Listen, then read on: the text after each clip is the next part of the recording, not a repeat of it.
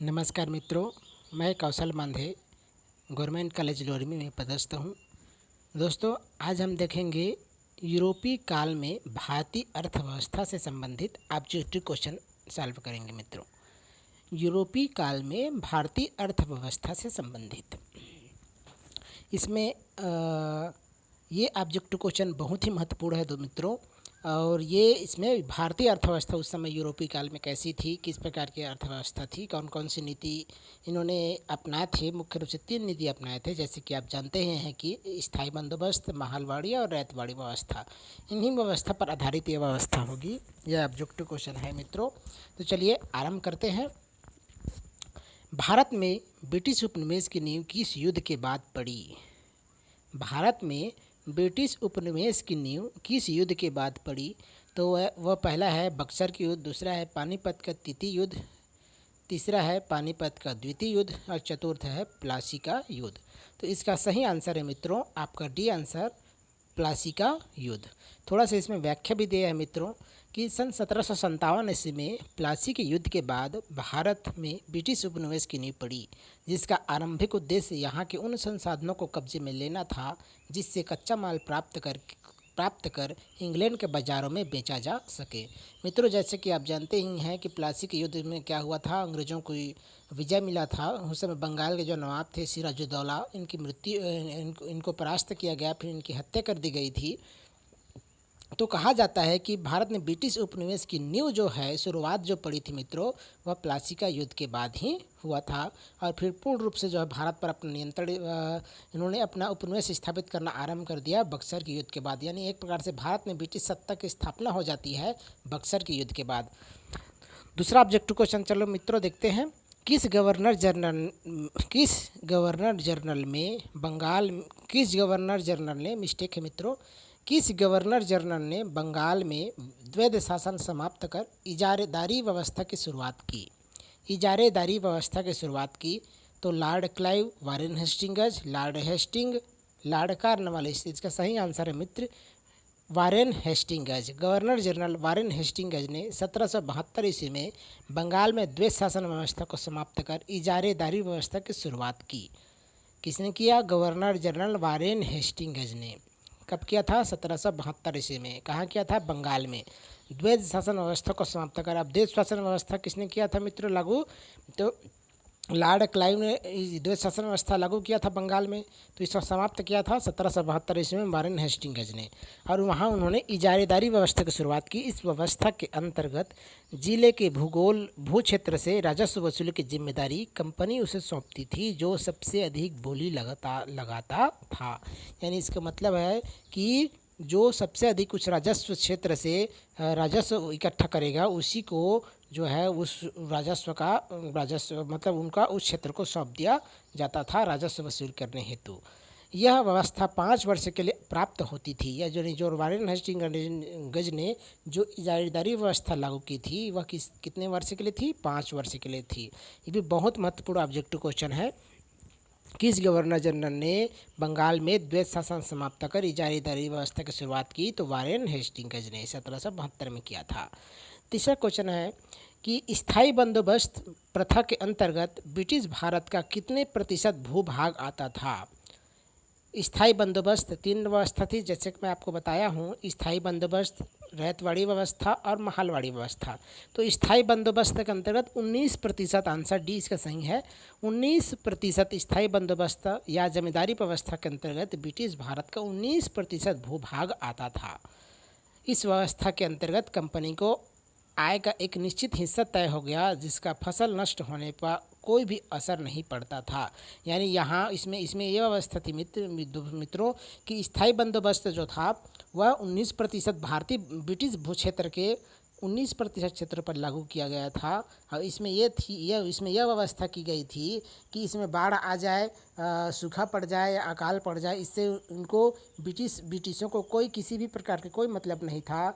और ये निश्चित था कि जितना किसी भी भू क्षेत्र से जितना निर्धारित राजस्व था उनको प्रतिवर्ष जो है किसानों को उनको चुकाना ही पड़ता था। इस प्रकार इसमें क्या हुआ, इसका स्थायी बंदोबस्त से अंग्रेजों को बहुत लाभ हुआ और किसान क्या हो गए, उनको परेशानी का सामना करना पड़ा। और यहाँ तक कि कई किसान जो है खेती छोड़कर भाग भी गए जंगल में। तो ये व्यवस्था था और इस स्थायी बंदोबस्त के एक प्रत्यक्ष लाभ अंग्रेजों को यह मिला मित्रों कि उनको क्या है, निश्चित मात्रा में भू राजस्व जो है प्रतिवर्ष मिलना आरंभ हो गई।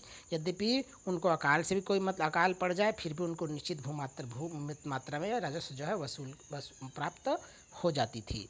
चौथा ऑब्जेक्टिव क्वेश्चन है, स्थायी बंदोबस्त की व्यवस्था भारत के किन राज्यों में लागू की गई थी? तो स्थायी बंदोबस्त की व्यवस्था कहाँ लागू की गई थी? तो एक तो बंगाल, बिहार, उड़ीसा, उपयुक्त सभी। तो उपयुक्त सभी में मित्रों ये बंगाल में भी किया गया था, बिहार में भी किया गया था, उड़ीसा में भी किया गया था। इसके अलावा उत्तर प्रदेश के वाराणसी और उत्तरी कर्नाटक क्षेत्र में भी यह व्यवस्था लागू थी। तो इसको पूरा याद कर लीजिए आप। एक तो बंगाल, बिहार, उड़ीसा, 3 ठो याद हो जाएगा। स्थायी बंदोबस्त भारत के बंगाल, बिहार, उड़ीसा, इसके अलावा उत्तर प्रदेश के वाराणसी क्षेत्र जिनको वर्तमान में बनारस कहते हैं और उत्तरी कर्नाटक क्षेत्र में ये व्यवस्था जो है लागू की गई थी। 5वां ऑब्जेक्टिव क्वेश्चन है, रैयतवाड़ी व्यवस्था का जन्मदाता निम्नलिखित में से किसे माना जाता है? तो Ryotwari Cornwallis, Warren Hastings, Thomas Munro और मार्टिन बर्ड। तो रैयतवाड़ी व्यवस्था का जन्मदाता किसको माना जाता है मित्रों? थॉमस मुनरो को। तो सर्वप्रथम 1792 ईस्वी में थॉमस मुनरो व कैप्टन रीड ये दो थे, ठीक है। थॉमस मुनरो और कैप्टन रीड ने रैयतवाड़ी व्यवस्था को तमिलनाडु के बारामहर जिले में लागू किया था। देखिए इससे बहुत बेस्ट ऑब्जेक्टिव क्वेश्चन बन रहा है मित्रों कि रैयतवाड़ी व्यवस्था किन क्षेत्र में आरंभिक रूप से लागू की गई थी। तो ये किस क्षेत्र में लागू किया गया था थॉमस मुनरो और कैप्टन रीड के द्वारा? तो तमिलनाडु के बारामहल जिले में ये व्यवस्था लागू की गई थी आरंभिक रूप से। उसके बाद में यह व्यवस्था जो है मद्रास, बम्बई, पूर्वी बंगाल तथा असम के कुछ हिस्सों में लागू की गई। कहाँ? मद्रास, बम्बई, पूर्वी बंगाल एवं असम के कुछ हिस्सों में, ठीक है। तो रैयतवाड़ी व्यवस्था का जन्मदाता निम्नलिखित में किसे माना जाता है? तो थॉमस मुनरो एवं कैप्टन रीड को। ये क्या व्यवस्था किया गया था? 1792 ईस्वी में यह व्यवस्था आरंभिक रूप से तमिलनाडु के बारामहर जिले में लागू की गई थी। उसके बाद मद्रास, बम्बई, पूर्वी बंगाल एवं असम के कुछ हिस्सों में यह व्यवस्था भी लागू की गई। 6ठा ऑब्जेक्टिव क्वेश्चन है, रैयतवाड़ी व्यवस्था के अंतर्गत ब्रिटिश भारत में कितने प्रतिशत भाग आता था? मित्रों इसमें जो ऑब्जेक्टिव क्वेश्चन दिया गया है बहुत ही महत्वपूर्ण क्वेश्चन है और सभी अपने आप में एक प्रभाव रखते हैं और ये बहुत ही इम्पॉर्टेंट ये ऑब्जेक्टिव क्वेश्चन इसमें दिया गया है। तो रैयतवाड़ी व्यवस्था के अंतर्गत ब्रिटिश भारत में कितने प्रतिशत भाग आता था? तो कितने प्रतिशत भाग आता था? तो 51% भाग आता था मित्रों, 51%। रैयतवाड़ी व्यवस्था के अंतर्गत हम इसका व्याख्या देखेंगे तो रैयतवाड़ी व्यवस्था के अंतर्गत ब्रिटिश भारत का 51% भाग आता था। कितना प्रतिशत भाग आता था? 51% भाग आता था। इस व्यवस्था के अंतर्गत कृषक ही भूस्वामी होता था। रैयत मतलब होता है मित्रों, रैयत मतलब होता है किसान। तो इसमें क्या किया गया? इस व्यवस्था के अंतर्गत कृषक को ही क्या भूमि का मालिक स्वीकार किया गया और कृषकों से ही सीधा राजस्व वसूल किया जाता था, जो सीधे कंपनी को भूमि की उपज का 55% से 35% के बीच का लगान कंपनी को अदा करता था। जो कि रैयतवाड़ी व्यवस्था मतलब होता है, जैसे कि मैं आपको बताया किसान होता है, रैयत मतलब होता है किसान। तो इस रैयतवाड़ी व्यवस्था सीधे किसके साथ किया गया था? किसानों के साथ प्रत्यक्ष रूप से किया गया था और किसान जो है प्रत्यक्ष रूप से अंग्रेजों को कंपनी को जो है राजस्व जो है निर्धारित मात्रा में जो निर्धारित था, जैसे 50%, 55% है, 33% के बीच जो भी निर्धारित व्यवस्था थी लगान की, उनको किसान जो है प्रत्यक्ष रूप से कंपनी को अदा करता था। 7वां नंबर में ऑब्जेक्टिव क्वेश्चन है, महलवाड़ी व्यवस्था के अंतर्गत ब्रिटिश भारत में कितने प्रतिशत भाग आता था? तो कितने प्रतिशत आता था? 30% आता था। महलवाड़ी व्यवस्था के अंतर्गत ब्रिटिश भारत का 30% भाग आता था। यह व्यवस्था भारत के आगरा, अवध, मध्य प्रांत और पंजाब के कुछ हिस्सों में लागू की गई थी। कहाँ की गई थी? महलवाड़ी व्यवस्था के अंतर्गत ब्रिटिश भारत का 30% भाग आता था। जैसे कि आप जानते हैं स्थायी बंदोबस्त में कितना प्रतिशत आता है? 19%। जैसे कि मैं आपको तीसरा नंबर में बताया। और उसके बाद आपका 6वां नंबर में 51% रैयतवाड़ी और महलवाड़ी आपका 30% में आता था। और यह महलवाड़ी किन किन क्षेत्रों में लागू की गई थी? तो सबसे पहले जो है आगरा, अवध, मध्य प्रांत एवं पंजाब के कुछ हिस्सों में। कहाँ कहाँ? आगरा, अवध, मध्य प्रांत एवं पंजाब के कुछ हिस्सों में यह व्यवस्था लागू थी। इस व्यवस्था में भू राजस्व का निर्धारण महल या समूचे गांव के उत्पादन के आधार पर किया जाता था। महल मतलब होता है मित्रों गांव। तो उसमें क्या होता था? जितनी भी गांव का उत्पादन होता था तो उसको उस आधार पर जो है राजस्व जो है निर्धारित किया गया था। किस आठवां आठवां ऑब्जेक्टिव क्वेश्चन है, किस चार्टर अधिनियम के अंतर्गत कंपनी के व्यापारिक अधिकार को समाप्त कर दिया गया? तो इसमें है 1773 का चार्टर एक्ट, 1813 का चार्टर एक्ट, 1833 का चार्टर अधिनियम और 1858 का अधिनियम। किस चार्टर अधिनियम के अंतर्गत कंपनी के व्यापारिक अधिकार को समाप्त कर दिया गया? तो यह ऑब्जेक्टिव क्वेश्चन, इसका आंसर है 1813 का चार्टर अधिनियम। ठीक है, कंपनी के यूरोपीय व्यापार बंद होने के कारण से कंपनी के व्यापारिक अधिकार को समाप्त करने के लिए 1813 ईस्वी का चार्टर अधिनियम लाया गया। इसके द्वारा कंपनी के भारतीय व्यापार के अधिकार को समाप्त कर दिया गया, यद्यपि उसका चीनी तथा चाय के व्यापार पर एक अधिकार चलता रहा। मित्रों, जैसे कि आप जानते हैं कि 1813 का चार्टर अधिनियम जो लाया गया था, उसमें ये भी व्यवस्था थी कि 1,00,000 रुपया जो है 1,00,000 रुपया जो है कंपनी भारतीयों के शिक्षा में लगा सकता है, भारतीयों के शिक्षा के विकास हेतु यह व्यय करने की सिफारिश की गई थी, 1,00,000 रुपया। इसके अंतर्गत ये भी व्यवस्था की गई थी कि कंपनी के जो व्यापारिक अधिकार था उसको समाप्त कर दिया गया था 1813 के चार्टर अधिनियम में।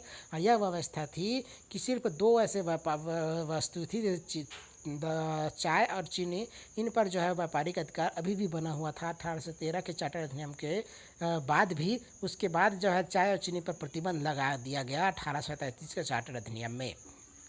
ठीक है, तो नवा ऑब्जेक्टिव क्वेश्चन है मित्रों, भारत में रेलवे लाइन का सर्वाधिक विकास किस गवर्नर जनरल के शासनकाल में हुआ? भारत में रेलवे लाइन का सर्वाधिक विकास किस गवर्नर जनरल के शासनकाल में हुआ? तो किस गवर्नर जनरल के शासनकाल में हुआ था? तो आपका लॉर्ड कर्जन के शासनकाल में हुआ था। मित्रों, हम इसका व्याख्या देखेंगे कि भारत में अंग्रेजों द्वारा रेल निर्माण का मुख्य उद्देश्य भारत के कच्चे माल को देश के अंदर के हिस्सों से बंदरगाहों तक ले जाना था। प्रथम रेल लाइन बम्बई से थाने के बीच 1853 ईस्वी में गवर्नर जनरल लॉर्ड डलहौजी के शासनकाल में शुरू की गई थी, जबकि भारत में सर्वाधिक रेल लाइन का विस्तार लॉर्ड कर्जन के शासनकाल में हुआ।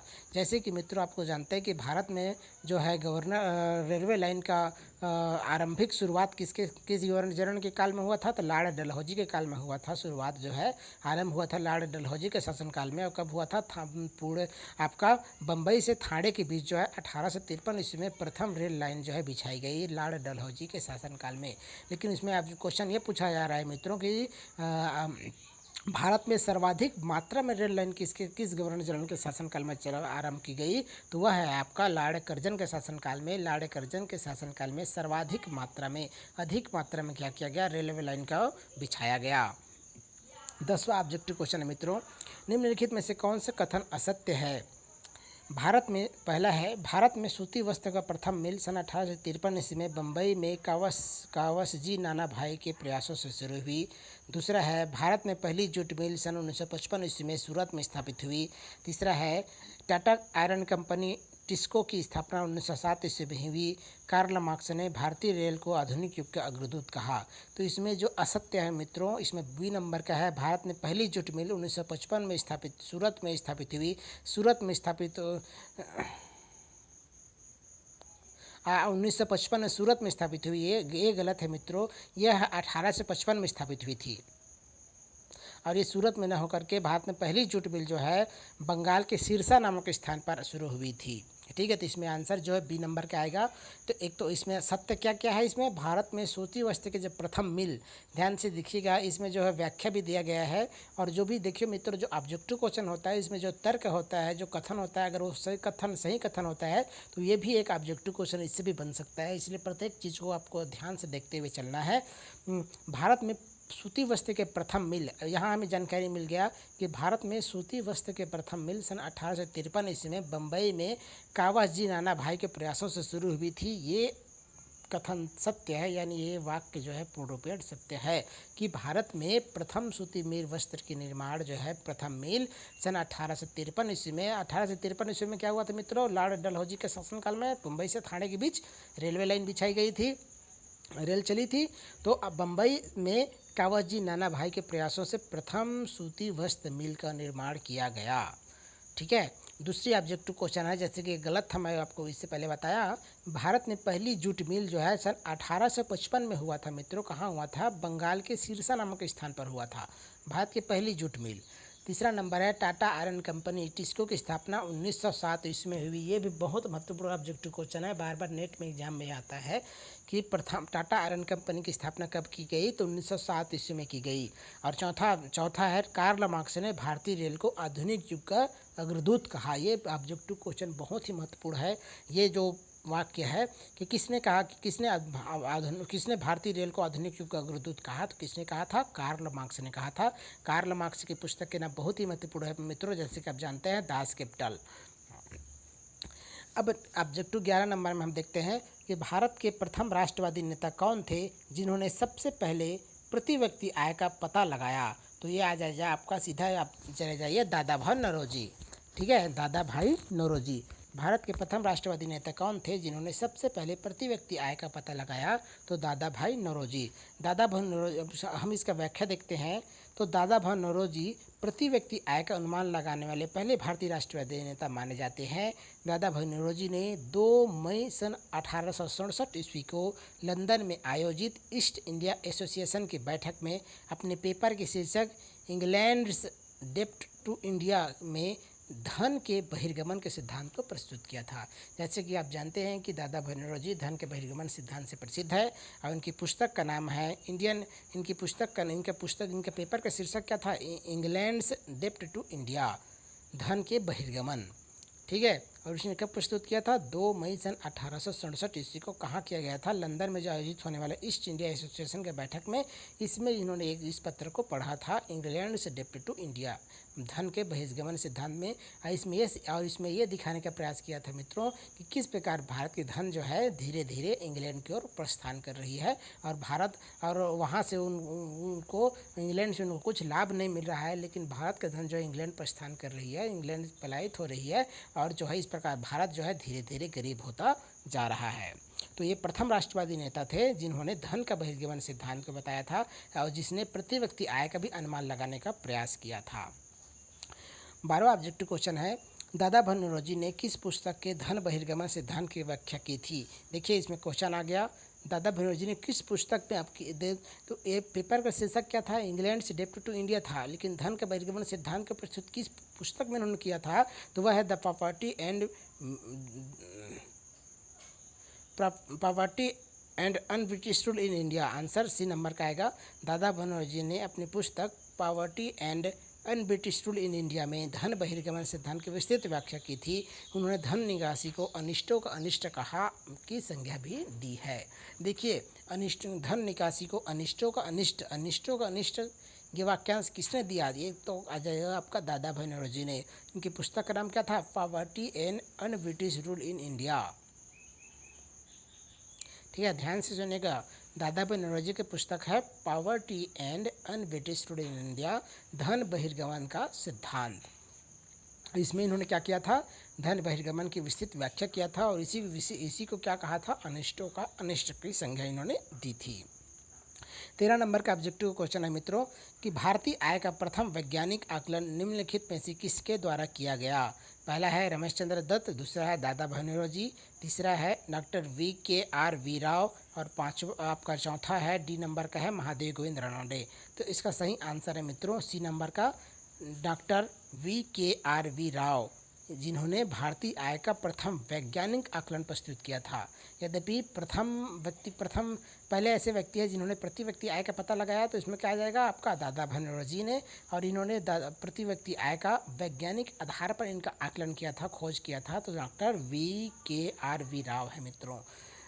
14 नंबर का ऑब्जेक्टिव क्वेश्चन है, निम्नलिखित में से इकोनॉमिक हिस्ट्री ऑफ इंडिया नामक पुस्तक किसने किसकी है, यानी इकोनॉमिक हिस्ट्री ऑफ इंडिया की पुस्तक किसकी है, तो वह है आपका रमेश चंद्र दत्त की पुस्तक है इकोनॉमिक हिस्ट्री ऑफ इंडिया, को भारत के आर्थिक इतिहास पर प्रसिद्ध पहली पुस्तक मानी जाती है।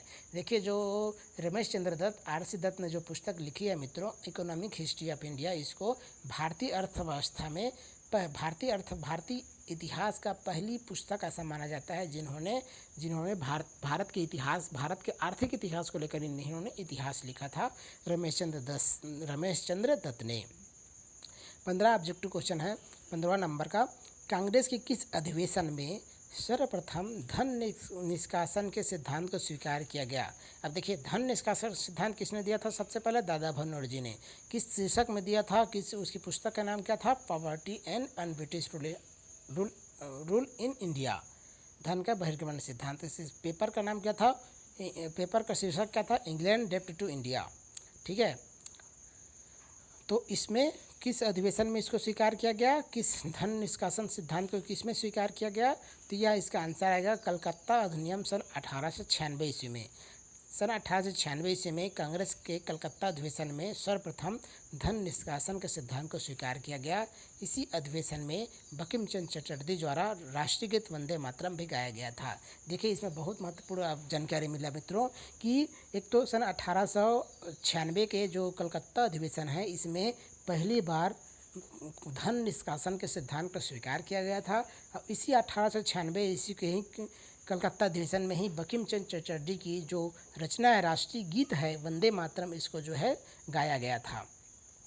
16 नंबर का ऑब्जेक्टिव क्वेश्चन है, किस अंग्रेज द्वारा कहा गया कि हमारी व्यवस्था बहुत कुछ स्पंज की तरह काम करती है, उसके जरिए गंगा तट से सारी अच्छी चीज़ों को सोख कर टेम्स नदी में निचोड़ दिया जाता है। तो ये किसने कहा था मित्रों? लॉर्ड जॉन सुलिवान ने कहा था।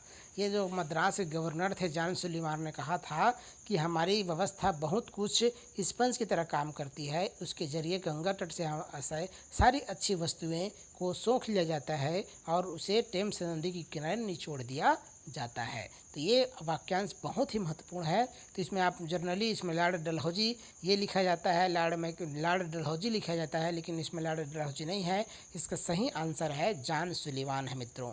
डी नंबर का आंसर है जॉन सुलिवान, जो मद्रास के गवर्नर थे। और अब 17 नंबर का ऑब्जेक्टिव क्वेश्चन देखेंगे कि सूची पहला को सूची द्वितीय से सुमेलित कीजिए। तो सूची पहला सूची दूसरा दिया गया है। जोनाथन टंकन, तो जोनाथन जो महालवाड़ी, तो ये व्यवस्था इसका आंसर है। इसका सही आंसर है मित्रों आपका बी नंबर का, इनका बी नंबर का सही आंसर है। ठीक है, इसमें बी नंबर का सही आंसर है। तो जोनाथन डंकन, इसको मित्रों इसमें आप ये इसको हल करने में बहुत ही सुविधा होता है कि अगर एक दो आपका बन गया तो ये आपका सूची मिलाओ जनरली सामान्यता जो है बन ही जाता है। तो जैसे हम देखेंगे जोनाथन टंकन, बी नंबर का ऑब्जेक्टिव इसका आंसर है। जो जोनाथन टंकन कौन है? जोनाथन टंकन ए है, तो 4 नंबर, तो बनारस का स्थायी बंदोबस्त। जोनाथन डंकन ने क्या दिया था? बनारस का स्थायी बंदोबस्त, चौथा नंबर में आएगा। टॉमस मुनरो, जैसे कि आप जानते हैं टॉमस मुनरो किसने किया था? रैयतवाड़ी व्यवस्था से संबंधित है टॉमस मुनरो और कैप्टन रीड। ठीक है, तो रैयतवाड़ी व्यवस्था। कार्नवालिस जैसे कि जानते ही हैं कि उन्होंने बंगाल का 2 नंबर में आएगा, बंगाल का स्थायी बंदोबस्त। और हाल्ट मैकेंजी जैसे कि आप जानते हैं कि महालवाड़ी व्यवस्था से संबंधित थे, तो ये आएगा 1 नंबर आएगा। Halt McKenzie 1 number. कार्नवालिस जो है बंगाल का स्थायी बंदोबस्त। टॉमस मुनरो एवं कैप्टन रीड, ये टॉमस मुनरो क्या आएगा? रैयतवाड़ी व्यवस्था। और जोनाथन डंकन आएगा बनारस का स्थायी बंदोबस्त। ये है इसका सही आंसर मित्रों। चलिए अगला देखते हैं 18 नंबर कि गण देवता नामक उपन्यास किस लेखक द्वारा रचित है? क्या उपन्यास? गण देवता नामक उपन्यास किस लेखक द्वारा रचित है? तो इसका आंसर सही आंसर है आपका बी नंबर का ताराशंकर बंद्योपाध्याय। ताराशंकर बंद्योपाध्याय ने अपने उपन्यास गण देवता में जजमानी प्रथा के पतन को दर्शाया है। ये जजमानी प्रथा के पतन को इसमें मित्रों ताराशंकर बंद्योपाध्याय ने दर्शाया है। इसमें दर्शाया गया है कि अंग्रेजों ने धन निष्कासन के माध्यम से इस प्रथा को कमज़ोर कर दिया, जिसके परिणाम स्वरूप भारत में बेरोजगारी, गरीबी तथा हस्तशिल्प का पतन हुआ। ये जो पुस्तक है, ये जो उपन्यास है गण देवता, ये बहुत ही महत्वपूर्ण ऑब्जेक्टिव क्वेश्चन इससे बन सकता है। इसका लेखक है ताराशंकर बंद्योपाध्याय। अब इसमें ये चीज़ को बताया गया है कि इसमें जजमानी प्रथा के पतन को बताया है मित्रों, कि किस प्रकार भारत से अंग्रेजों के द्वारा धन का निष्कासन किया गया और उसके प्रतिफल स्वरूप भारत में बेरोजगारी, गरीबी और हस्तशिल्प का धीरे धीरे पतन किस प्रकार हुआ। इस व्यवस्था को इसमें गण देवता नामक उपन्यास में ताराशंकर बंद्योपाध्याय के द्वारा दर्शाया गया है। 19वें नंबर का ऑब्जेक्टिव क्वेश्चन है, 19वीं शताब्दी में जनसंख्या में बढ़ोतरी के परिणाम स्वरूप भूमि पर अत्यधिक जनसंख्या दबाव पड़ने लगा था, क्योंकि पहला है हस्तशिल्प तथा ग्रामीण उद्योगों के विनाश के कारण जनता कृषि की ओर उन्मुख होने लगी। दूसरा है वाणिज्यिक फसलों के आगमन के कारण अधिक किसान कृषि की ओर आकर्षित होने लगे। तीसरा नंबर है देशी सरकारों के पतन के परिणाम स्वरूप बेरोजगारों के अवसरों में कमी आ गई थी। और चौथा डी नंबर है सुरक्षा कारणों से नगरों की आबादी का ग्रामीण की ओर प्रव्रजन आरंभ होने लगा। तो यानी इसमें एक बार और पढ़ेंगे दोस्तों। 19वीं शताब्दी में जनसंख्या में बढ़ोतरी के परिणाम स्वरूप भूमि पर अत्यधिक जनसंख्या दबाव पड़ने लगा था, जिसका इसका प्रमुख कारण क्या था? पहला था हस्तशिल्प। इसका पहला नंबर आएगा इसका सही आंसर हस्तशिल्प तथा ग्रामीण उद्योगों के विनाश के कारण जनता कृषि को उन्मुख होने लगा। और जब कृषि की ओर उन्मुख होने लगा जनता, तो क्या है, कृषि पर दबाव जो है ऑटोमेटिक बढ़ना आरंभ हो गई मित्रों। क्योंकि अंग्रेजों ने क्या किया था, अपने हस्तशिल्प और बड़े बड़े उद्योग आरंभ किए थे और उसी उद्योग को ये संरक्षण प्रदान करते थे। अब भारत के जो है कुटीर और लघु उद्योग की व्यवस्था थी, इसको उन्होंने पूरी तरह से नष्ट कर दिया था। और जब उस समय भारत में जितनी भी लघु कुटीर उद्योग से संबंधित व्यक्ति थे, किसान थे, ये पूर्ण रूपेण बेरोजगार हो गए। तब इन्होंने क्या किया, कृषि की ओर ध्यान देना आरंभ किए, जिससे क्या हुआ, कृषि पर जो है आम जनता का बोझ जो है बढ़ गया।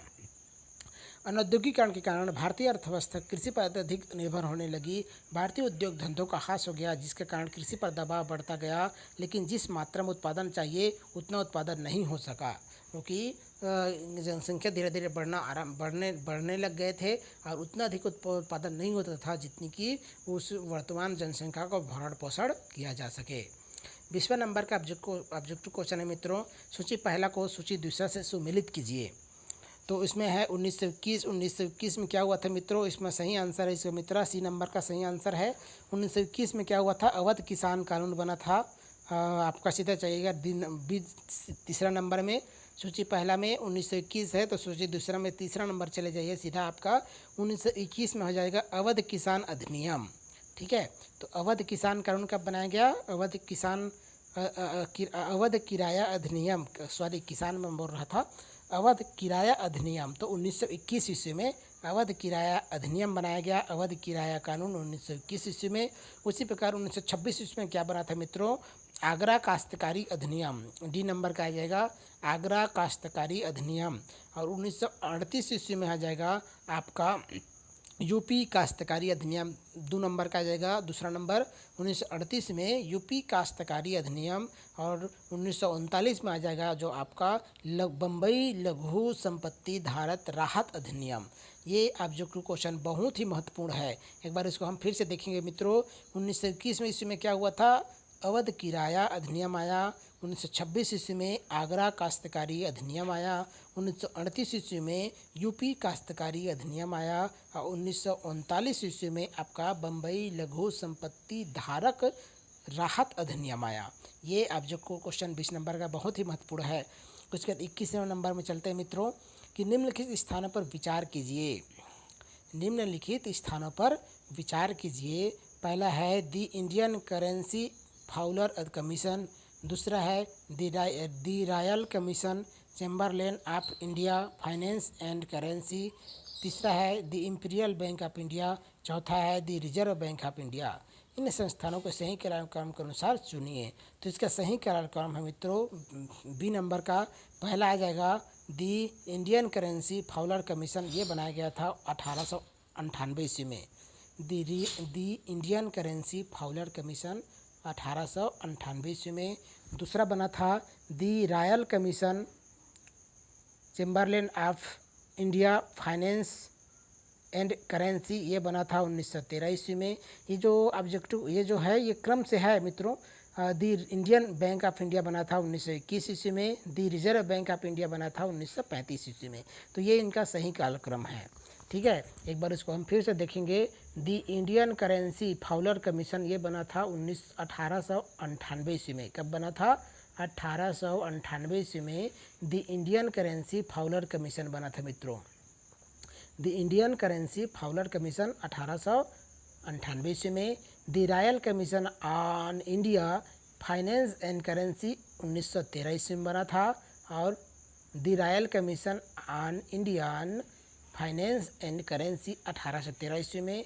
The imperial bank of India 1921 ईस्वी में बना था the imperial bank of India 1921 ईस्वी में।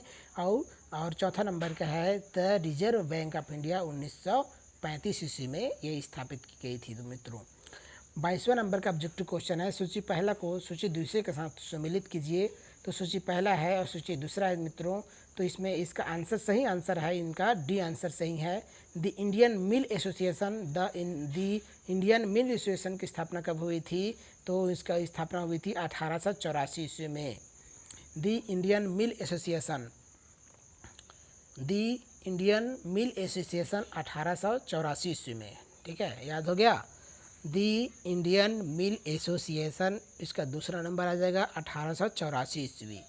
The Victoria jubilee technical institute, ये आ जाएगा आपका सी नंबर, आपका तीसरा नंबर 1888 ईस्वी। ठीक है, पहला है दी इंडियन मिल एसोसिएशन सन 1884 ईस्वी, दूसरा नंबर। दूसरा का तीसरा है दी विक्टोरिया जुबली टेक्निकल इंस्टीट्यूट, आपका आ जाएगा 1888 नंबर, 1888 ईस्वी। और तीसरा है the Tata iron and steel company 1907, जैसे कि आप जानते ही हैं, एक बार यह और आ चुका है। The Tata iron and steel company 1907। और दी इंडियन इंडस्ट्रियल कमीशन, ये आ गया था 1918 ईस्वी में, एक नंबर का।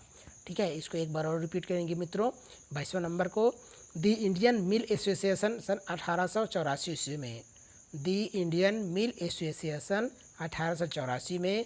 दी विक्टोरिया जुबली टेक्निकल इंस्टीट्यूट 1888 में। The Tata iron and steel company 1907, जैसे कि आप जानते ही हैं। और दी इंडियन इंडस्ट्रियल कमीशन, यह आया था 1918 ईस्वी में। और 23वां नंबर का ऑब्जेक्टिव क्वेश्चन है मित्रों, निम्नलिखित युग्मों में से कौन सा सही सुमेलित नहीं है?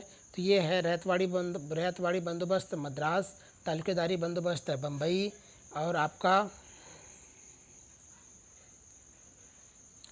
स्थायी बंदोबस्त आपका बंगाल, महलवाड़ी बंदोबस्त आपका पश्चिम बंगाल। इसका सही आंसर है मित्रों, इसका जो रैयतवाड़ी बंदोबस्त मद्रास में, ये सही नहीं है। रैयतवाड़ी बंदोबस्त जो है मद्रास में बम्बई में लागू की गई थी मित्रों। ठीक है, 24वें नंबर का ऑब्जेक्टिव क्वेश्चन है, निम्नलिखित में से कौन एक सही सुमेलित नहीं है? निम्नलिखित में से कौन एक सही सुमेलित नहीं है? तो कंपनी और स्थापना वर्ष, Bengal iron and steel company, Bengal iron and steel company, ये हुआ था मित्रों जो है आपका 1889 में, ये सही आंसर है। Tata iron and steel company 1907, ये भी सही है। कटनी सीमेंट कंपनी 1925, ये गलत है मित्रों, ये 1915 में हुआ था। कटनी सीमेंट उद्योग की स्थापना 1915 में हुआ था। और Tata hydro electrical power supply company 1910, ये भी सही है। ठीक है, ये 24 नंबर का ऑब्जेक्टिव क्वेश्चन बहुत ही महत्वपूर्ण है मित्रों। निम्नलिखित में से सही सुमेलित है, मगर सुमेलित करना है तो Bengal iron and steel company 1889 ईस्वी में हुआ था। Tata iron and steel company 1907 ईस्वी में हुआ था। कटनी सीमेंट कंपनी 1915 में हुआ था, न कि 1925 में। ठीक है, कटनी सीमेंट कंपनी 1925 में हुआ था।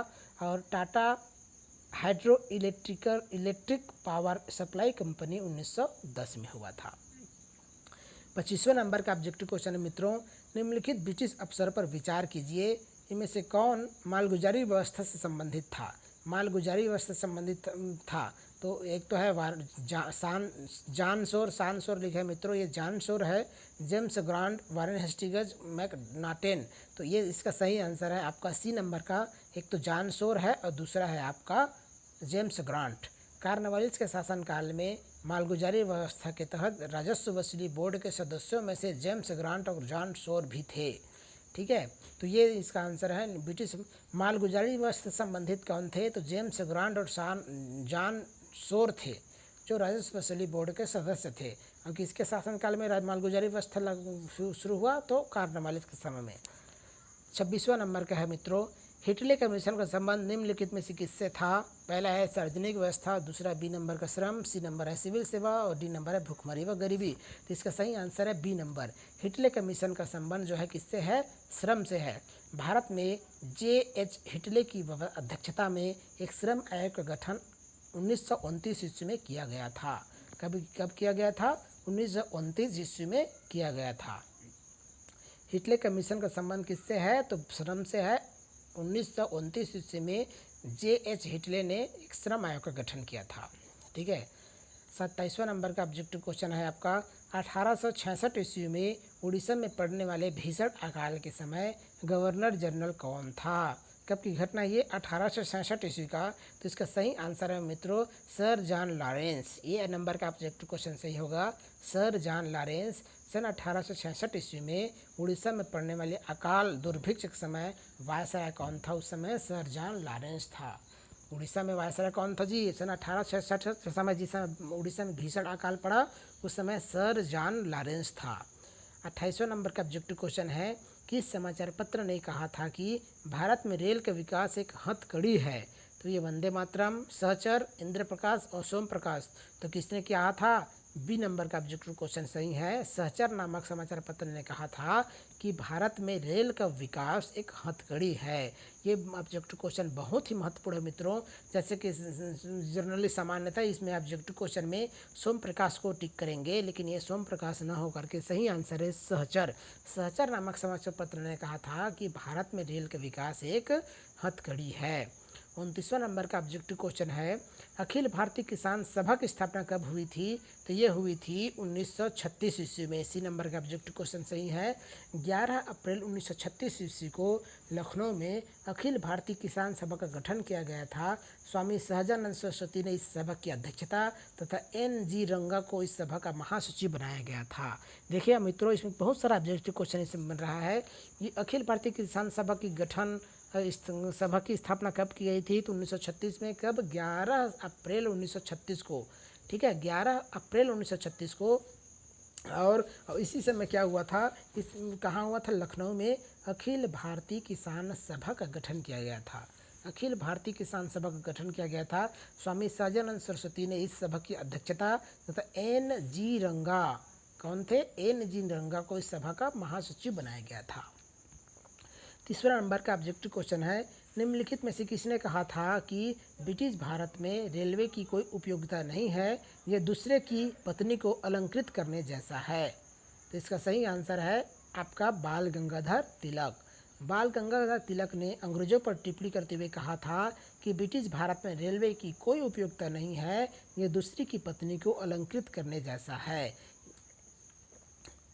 तो ये भी बहुत महत्वपूर्ण क्वेश्चन है मित्रों। बाल गंगाधर तिलक ने ये शब्द कहे थे। और 31वां नंबर का ऑब्जेक्टिव क्वेश्चन है, 1793 ईस्वी की स्थायी भूमि व्यवस्था के द्वारा भूस्वामित्व किसको मिला था? तो भूस्वामित्व किसको मिला था? तो जमींदारों को मिला था मित्रों। जैसे कि हम जानते हैं, इसका सी नंबर का ऑब्जेक्टिव क्वेश्चन सही है, सी नंबर, कि 1793 ईस्वी में लॉर्ड कॉर्नवालिस ने बंगाल और बिहार में स्थायी भूमि कर व्यवस्था लागू की।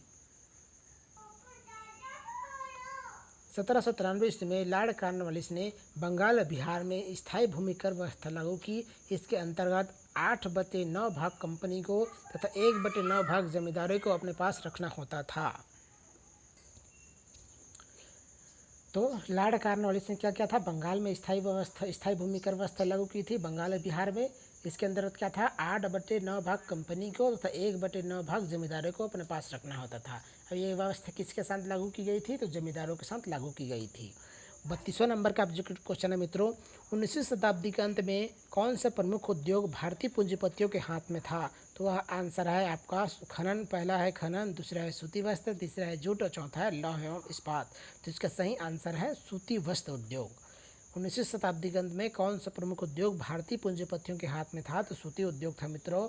इसका हम व्याख्या देखेंगे कि सन 1853 ईस्वी में पहला कपड़ा मिल कावस जी नाना भाई ने बम्बई में खोली थी। बाद में बम्बई, सूरत, अहमदाबाद सूती वस्त्र उद्योग के प्रमुख केंद्र हो गए। कहाँ कहाँ हो गया? बम्बई, सूरत, अहमदाबाद। भारतीयों का सर्वाधिक प्रभाव सूती वस्त्र उद्योग पर ही था। सूती वस्त्र उद्योग पर उस समय जो है भारतीयों का बहुत अधिक प्रभाव था मित्रों, क्योंकि बंगाल, सूरत, अहमदाबाद उस समय सूती वस्त्र उद्योग के प्रमुख केंद्र थे। और इसका प्रमुख जो था वह था कावस जी नाना भाई। इन्होंने बम्बई में क्या किया था? पहला सूती कपड़ा मिल खोला था सन 1853 ईस्वी में। 28वें नंबर का ऑब्जेक्टिव क्वेश्चन है मित्रों, निम्नलिखित को सुमेलित कीजिए। अकाल आयोग और इसकी अध्यक्षता, प्रथम आयोग, द्वितीय आयोग, तृतीय आयोग, तृतीय अकाल आयोग और चतुर्थ अकाल आयोग। ये बहुत महत्वपूर्ण है मित्रों। इसका आंसर ये है, इसका आंसर क्या है? व्याख्या ए आएगा। व्याख्या ए आएगा। तो प्रथम अकाल आयोग इस समय की अध्यक्षता किसने किया था? तो 2 नंबर की किया था, कैंपबेल ने किया था। किसने किया था? कैंपबेल ने किया था। प्रथम अकाल आयोग तो आ जाएगा आपका 2 नंबर कैंपबेल ने। द्वितीय अकाल आयोग आ जाएगा आपका स्टेची। तृतीय अकाल आयोग आ जाएगा आपका लायल। और चतुर्थ अकाल आयोग आ जाएगा आपका, इसकी अध्यक्षता किसने किया था? चतुर्थ अकाल आयोग का आपका 1 नंबर का मैकडोनाल्ड ने। तो ये ऑब्जेक्टिव क्वेश्चन भी बहुत महत्वपूर्ण है, इससे ऑब्जेक्टिव क्वेश्चन बनता ही है। प्रथम अकाल आयोग जो है कैंपबेल, द्वितीय अकाल आयोग आपका स्टेची, तृतीय अकाल आयोग आपका लायल और चतुर्थ अकाल आयोग आपका मैकडोनाल्ड मित्रों। और लास्ट इसमें ऑब्जेक्टिव क्वेश्चन है मित्रों, ब्रिटिश सरकार किस आयोग को कामधेनु मानती थी? ब्रिटिश सरकार किस राज्य को कामधेनु मानती थी? तो इसका सीधा आंसर हो जाएगा आपका बंगाल, अवध मित्रों। अवध को माना करते थे। ब्रिटिश सरकार किस राज्य को कामधेनु मानती थी? तो इसका आंसर है अवध। उसकी हम व्याख्या देखेंगे मित्रों कि लॉर्ड डलहौजी ने अवध पर कुशासन का आरोप लगाकर ब्रिटिश साम्राज्य में सम्मिलित कर लिया था। अवध की आर्थिक संपन्नता के कारण अंग्रेज सरकार उसे कामधेनु गाय मानती थी कि जितना चाहो दूध दूह लो। यानी जो अवध को कुशासन के आरोप पर लॉर्ड डलहौजी ने क्या किया था? ब्रिटिश साम्राज्य विलय किया था मित्रों। और इसीलिए उनको अवध को आर्थिक संपन्नता, वहाँ अवध बहुत अधिक संपन्न थी, इसीलिए इस क्षेत्र को, इस अवध को ब्रिटिश सरकार क्या मानती थी? कामधेनु गाय की तरह मानती थी। तो ये हो गया मित्रों आपका 34 ऑब्जेक्टिव क्वेश्चन। आपका भारत यूरोपीय काल में भारतीय अर्थव्यवस्था से संबंधित ये बहुत ही महत्वपूर्ण क्वेश्चन है मित्रों। और यूरोपीय काल में भारतीय अर्थव्यवस्था से संबंधित ये 34 क्वेश्चन आपका मील का पत्थर साबित होगा आपके तैयारी में। और इस वीडियो को आप अवश्य देखिए और इसको अंत तक देखिए और शेयर भी कीजिए मित्रों, क्योंकि ये जो मैं ऑब्जेक्टिव क्वेश्चन बनाया हूँ बहुत ही महत्वपूर्ण है। और यह जो है अगर भारतीय अर्थव्यवस्था से संबंधित आता है, अंग्रेजों से संबंधित जो उनकी अर्थव्यवस्था से संबंधित क्वेश्चन आता है, तो इससे अवश्य क्वेश्चन आएगा मित्रों। और मेरा वीडियो देखते रहिए और इस चैनल को सब्सक्राइब कर लीजिए मित्रों। आपको नया नया प्रतिदिन आपको हम ऐसे ऑब्जेक्टिव क्वेश्चन बताएंगे, व्याख्या भी बताएंगे और कुछ आपको ऐसे जानकारी देंगे जो आपके कंपटीशन के दृष्टि से, आपके एग्जाम की दृष्टि से, आपकी विषय की दृष्टि से, इतिहास की दृष्टि से बहुत ही महत्वपूर्ण वीडियो आपको देखने को मिलेगा। इसलिए इस चैनल को सब्सक्राइब और शेयर ज़रूर कीजिएगा मित्रों। तब तक के लिए धन्यवाद। फिर से मिलते हैं एक नया वीडियो और एक बेस्ट वीडियो के साथ।